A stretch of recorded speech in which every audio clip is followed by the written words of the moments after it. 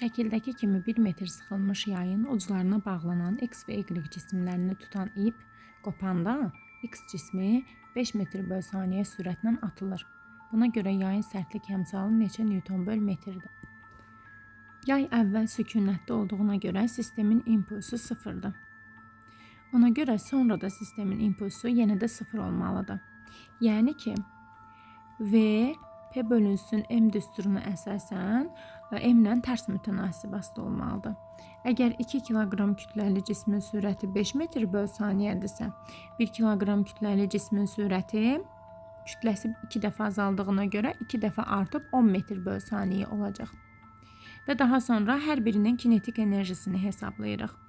2 vurulsun 5-in kvadratı bölü 2, 25 birincinin kinetik enerjisidir. 1 vurulsun 10'un kvadratı bölü 2, 50 də digərinin kinetik enerjisidir. Cəmi nə qədər enerji oldu? 75 joule. Bu enerji elə yayın əvvəldə malik olduğu enerji idi ki, ondan 25'ini bir cisim götürdü, 50'sini də o birisi cisim götürdü. Onda belə çıxır ki, kx kvadratı bölünsün 2 bərabər 75 olacaq. Məndən yayın sərtliyini istəyir. K bərabər olacaq 75 vur 2 böl x'in kvadratı. X da 1 metr sıxılmış dediyinə görə 1'dir. Bu da olacaq 150 Newton bölünsün metr.